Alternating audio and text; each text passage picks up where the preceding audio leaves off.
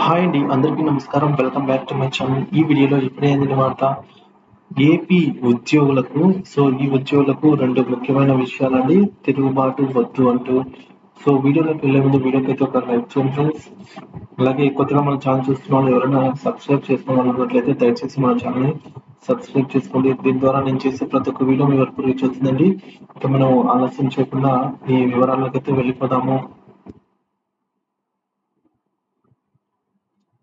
ప్రభుత్వ సంక్షేమ పథకాల అమలులో కీలక పాత్ర పోషించే గ్రామ, వార్డు సచివాలయ ఉద్యోగుల సమస్యలను ప్రభుత్వము తక్షణమే పరిష్కరించాలి అని సిపిఐ రాష్ట్ర సహాయ కార్యదర్శి ముప్పాళ్ళ నాగేశ్వరరావు గారైతే కోరడం జరిగిందండి.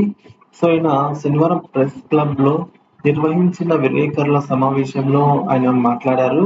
సచివాలయాల్లో సుమారుగా 1,26,000 మంది పనిచేస్తూ ఉన్నారని ఉద్యోగులు. వీరికి పదోన్నతులు, కేంద్రాల్లో సదుపాయాలపైన ఒక స్పష్టమైన నిబంధన ఇప్పటికీ ఏర్పడలేదు అనైతే పేర్కొన్నారు.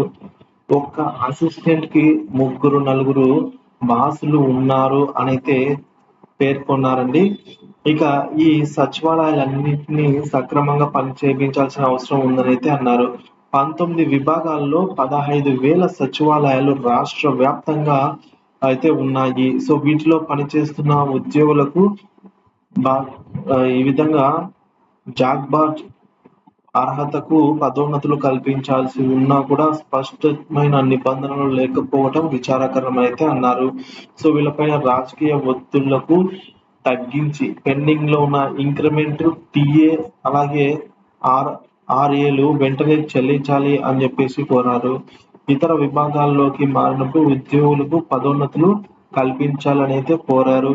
డెమోక్రటిక్ అసోసియేషన్ రాష్ట్ర అధ్యక్షుడు జోసెఫ్ కిషోర్ గారి మేరకు మాట్లాడుతూ గత 5 ఏళ్లుగా ఎంతో అంకిత భావంతో పనిచేస్తున్న తమకు రావాల్సిన ప్రయోజనాలన్నిటినీ, హక్కులన్నిటినీ అడుగుతున్నామని, పదోన్నతుల చార్జ్ ఇప్పటికే చేయలేమనైతే విమర్శించారు.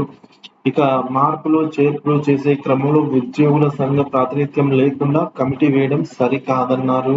ఇక సంఘ రాష్ట్ర ప్రధాన కార్యదర్శి జయలక్ష్మి గారు మాట్లాడుతూ సచివాలయ ఉద్యోగుల రెగ్యులరైజేషన్ అలాగే క్లస్టర్ విధానం అమలుపై ఉద్యోగుల్లో ఆందోళనలు నెలకొన్నాయని, ఏ ఉద్యోగి ఎక్కడ సర్దుబాటు చేస్తారో అర్థం కావటం లేదన్నారు.